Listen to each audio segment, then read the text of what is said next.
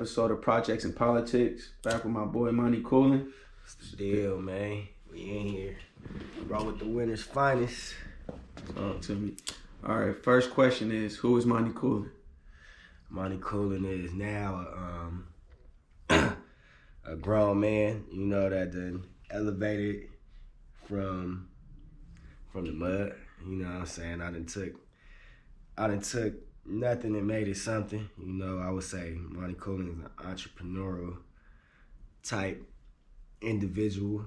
You know what I'm saying? I look at things like, unlike other people, like anything could be done to me. So I would say I'm just an ambitious person, bro. And over anything, I would say ambitious, bro. Ambitious is the word. Off top. So 2020, you drop a project. In 2021, a few songs and no project. And here we are in 2022 with 2 projects out, and it seems like more on the way. What's your current mindset on releasing music? Just do it like Nike. For real. Like, it ain't nothing to it. Just put this shit out. Let the people hear it, you know? Like, I used to be too in my brain about the shit. Now I just look at it. Put the shit out, man. Somebody gonna fuck with it. Off top. The latest EP, Born Winner, you seem to be doing a lot of self-reflecting. Would you say that came about organically, or that was more so a conscious decision? Had to be organic, because I ain't even wrote a rap in so long. Like, I didn't write none of the songs on Born Winner except the verse on Price is the Price. So definitely was organic. I'm just speaking on how a nigga feel it when I get in the booth, for real. So was it a fast process, or how did that process go along? Yeah, it definitely was a fast process. I didn't even plan on putting together no album or nothing called Born Winner. Like, that shit just came upon after putting out the It Get Greater Later EP. And I was just going to the studio every day, and them songs just came upon. I'm like, shit, this shit hard. Like, and it was too, like you said, it was just natural, organic. It felt good. That's how that shit came upon. On top. The title Born Winner, how did that come about? Play off of Born Center. Okay. It's a word, play off of Born Center, you know, and something I believe, you know. I was born to win. And we really born to lose, but I feel like I was born to win, even if I was losing along the way or took a couple L's, you know, like, I think I was born to win. I think I was born to win. Definitely. It Get Greater Later sounds like you were having a good time on all the songs. Were you at a great pace in your life when you were recording those songs? Yeah, for sure. For sure. What was that, during the summertime? I was just, you know, getting to a different pace of life than last summer. I feel like every year I elevate in some type of way, whether it's my mindset or financially or whatever the case is. I feel like some type of elevation is coming, and I just felt like I was growing out of a shell that I was in before. How did you feel going into dropping that project, like it being a while since you had dropped and whatnot? Honestly, truthfully, when I think back on it, I was just ready for whatever. I'm like, man, I'm back in this music shit, doing this shit full-fledged. I'm gonna jump in and dive like I did when I first started music. And I really just felt like, shit, if it's good music, bro, like I said before, somebody gonna fuck with it. Yeah. Like, somebody gonna fuck with it. If it's good music, it's packaged up correctly, somebody gonna fuck with it. When dropping back-to-back projects, how do you keep your mind fresh with ideas so you don't regurgitate the same piece of music twice? I don't think I could ever really do that, bro. Like, because I'm not trying to make nothing that sounds like anything. Like, I really be doing what the beat tell me to do, so like, I don't even ever kind of really have that problem, like, repeating bars or, like, I don't know. With me, like, it's always gonna be something new. If it's a new beat, it's gonna be something new. Yeah. Like, for sure. How do you like your studio setup to be when you are recording? You like to be around a lot of people, solo dolo, you and the engineer? I probably get the best work done and the most work done when it's just me and the engineer. But I don't mind people being in there, especially if they in there for the right reasons. Like, I don't mind. And on top of that, that shit just be testing the nigga. Like, I perform in front of a bunch of people, so it don't bother me. I feel like you putting on a performance when you come together with a song in front of people. Nah, I'll still be in my own box, bro. Like, top. it really don't faze me like it used to, but like that shit don't faze me. I don't care. Nigga, if Jay-Z was in the room, I'm gonna make the same shit, you know? Off top. Out of all the producers you work with, do you have one you feel like is the easiest to lock in with, or is it just different with each one? I honestly ain't even been locking in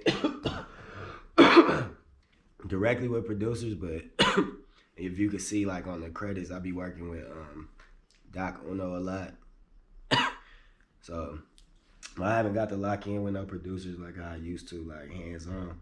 So I can't really answer that like that. Like I just been getting beats sent to me and shit.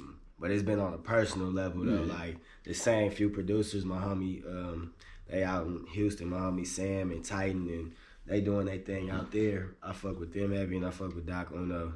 Off top. And a couple other producers we haven't got in lately, but Brandon B-Boy, of course, and Cypress. Yeah, home team. How'd you lock in with your boys in Houston? Through my boy DJ Bang Out Beats. He got a studio in downtown. He actually from New York. I was just going over there making music with bro, and they happened to be in the studio one day, and he was just putting them up on my shit. And they like this shit clicked immediately. We had made songs. We made like 2-3 songs.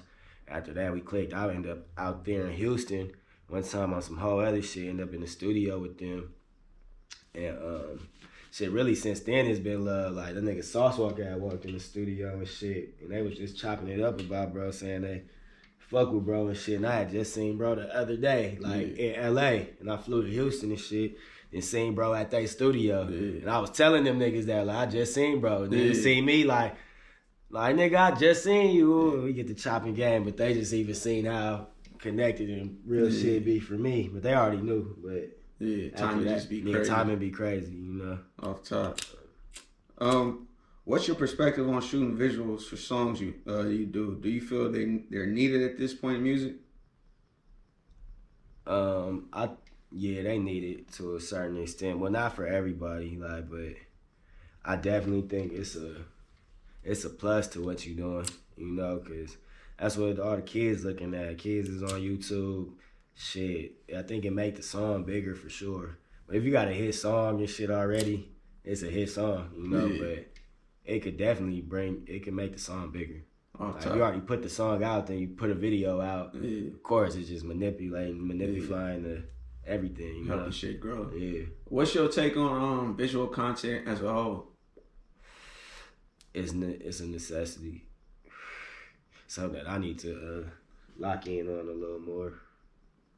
I be so like discreet with shit sometimes. Like, you know, we start rapping around the time like shit was still like it was cool to have a mystique. You know what I'm saying? I still believe in that because I still some of my favorite artists still got that mystique. They ain't always in the camera and shit. Like that's just like the new wave of getting on, I guess, and being in front of the people. Like that constant attraction in people's faces. Like, I be wanting the music to speak for real, bro. Like I be wanting to drop the music and you get a visual interpretation yourself, and however that shit feel to you when you listening to it is what it is, you know what I'm saying? Because once I paint the picture, this what it is, you know. But if you just listening to the music, you got a whole broad, you know, vision of what it could be. Exactly. You can paint whatever picture you really want to, whatever comes to mind. Exactly. Off top. How did the Roll with the Winners hat collab with LA's Hat Heaven come about? Really, the craziest thing was the homie Max. That nigga brought it up to me and shit, and he know a nigga be grabbing hats and shit all the time, and he knew I fucked with the hat store, Pro Image and shit, and I really got the connection off of that from my old engineer, Marcos, is still my boy to this day. He Ben put that together. Ben told me about the shit, but I was going up to Pro Image before I even put the connection together. He was telling me like my cousin, my people. I was already going up there getting hats. Then one day it just clicked. I think me and A Brams chopped it up. He like Marcos. I think it went something like that, you know. But then, like I said, Max brought this shit to my attention one day. Like, bro, you should do like a collab or something with them. And I'm like, low key, like that would be hard. I end up like running it by G4, seeing what bro thought about it. He thought it was gonna be hard too, so we approached Abrams about it, and we got Marcos in the middle of it too, and we just came up with the plan to design some hats for them and do this whole event, you know, like. And my mind, I knew this shit was gonna be big though, like, cause I just like, not like that, like. It's a LA hat, we in the city, you know what I'm saying? They already had their fan base, we got our fan base, colliding the two. Shit makes sense. Made sense, you know. How did it feel pulling up that day and seeing all them damn people lined up outside? I'm gonna keep it real, that shit was crazy, bro. Cause you know we had just got back from Houston, we had did the show with Bash, literally the night before. Yeah. So we was up at fucking 6 in the morning, hopping on a flight to make it back.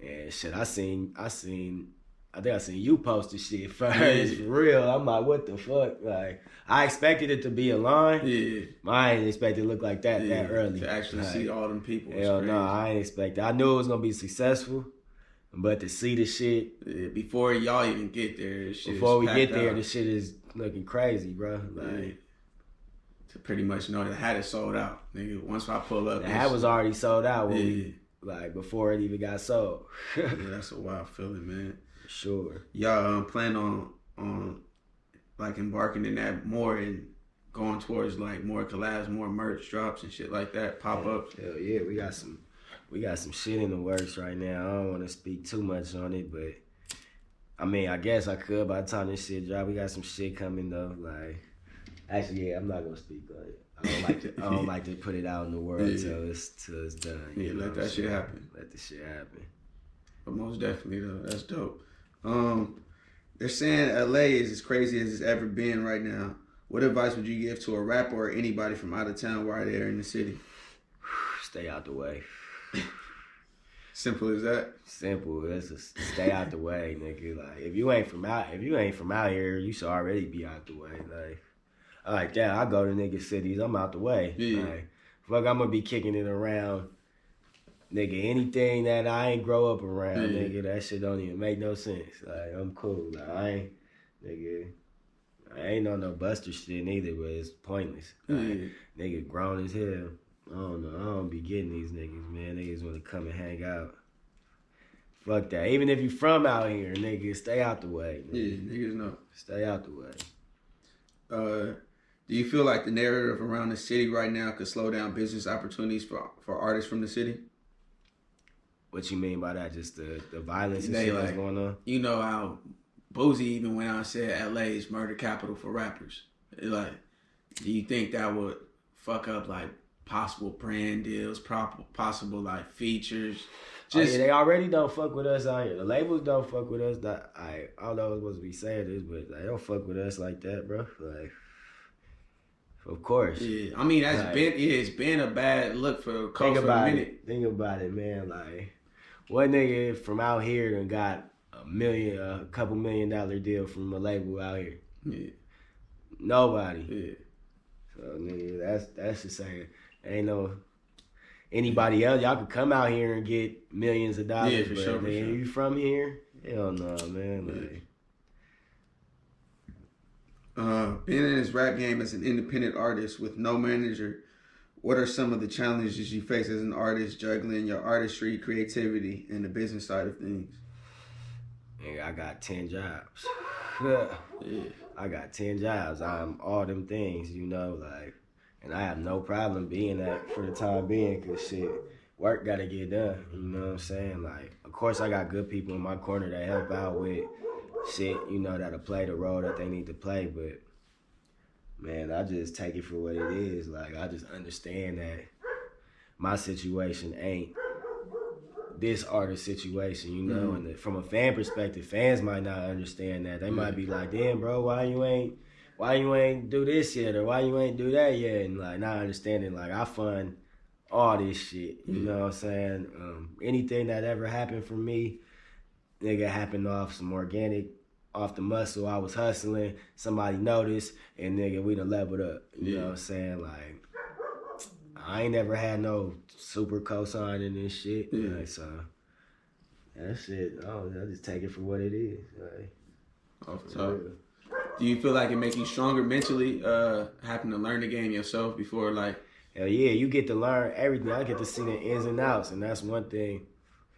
If I didn't take the route that I took, I wouldn't know all this shit that I know, and that's probably a blessing and a curse. Cause sometimes it's good not to know shit and just keep on with your, But sometimes you look at shit like, nigga, I don't want to fuck with that, cause nigga, it's, But I think it's a negative and a plus, however you want to take it. But I take it as a plus. I just take all this knowledge I know, and that's why you asked me about like dropping music. It's like shit.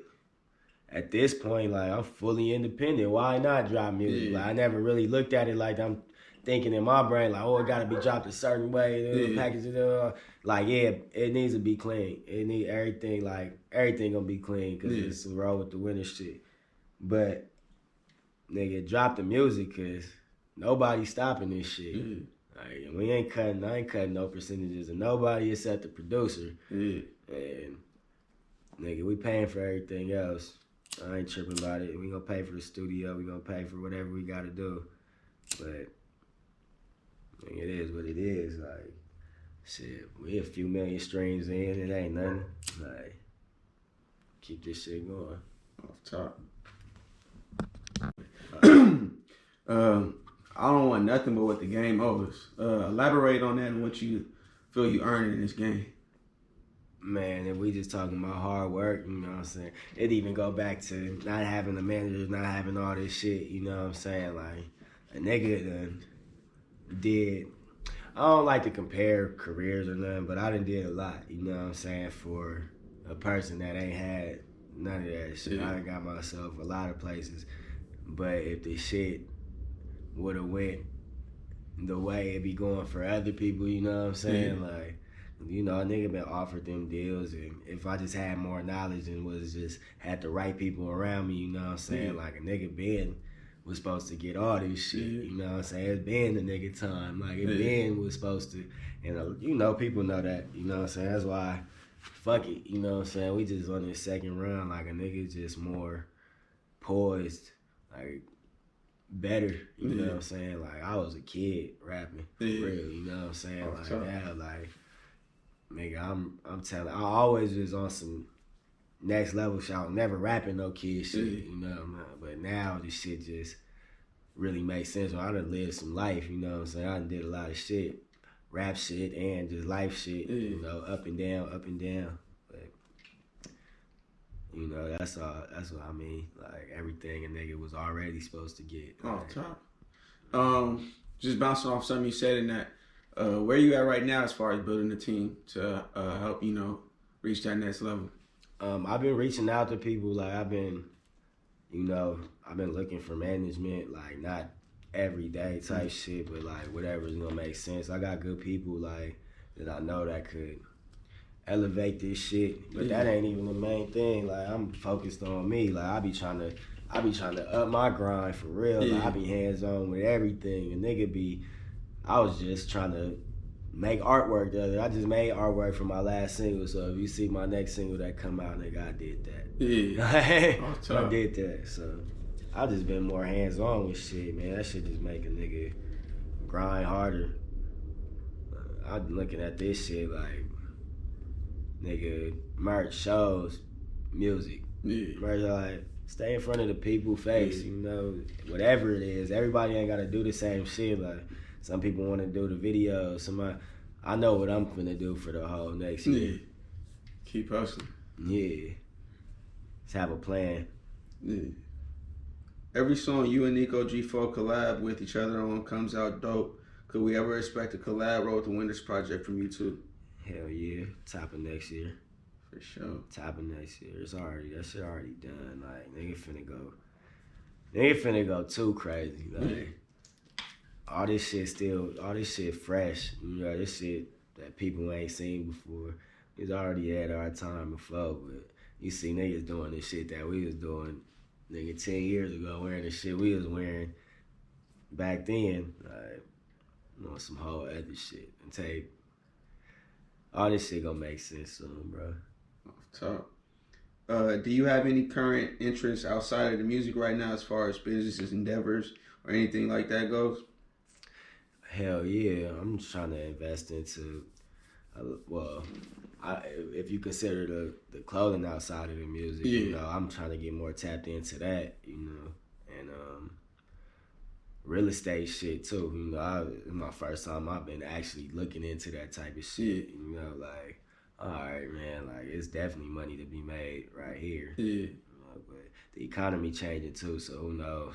Like, who knows? But I just been looking into different shit, Airbnb shit, the basic shit right now to make a nigga a couple extra dollars and shit, but like I'm super just focused on the music though. That's a nigga main thing. Off top. How do you feel about LA's creative space right now as a whole? It's just like music, clothes, art, all that shit. We the best. Nigga, whatever going on, nigga, like, yeah. Nigga, we the best at this shit. Like, nigga, we set the blueprint for this shit, for real. Like, but it's cool. It's all type of different shit going on. I respect everybody. I love seeing, like, and anything that's, like, prospering out this motherfucker, I love seeing it. I ain't never been but Roll with the Winners got the best shit going on. Top. For real.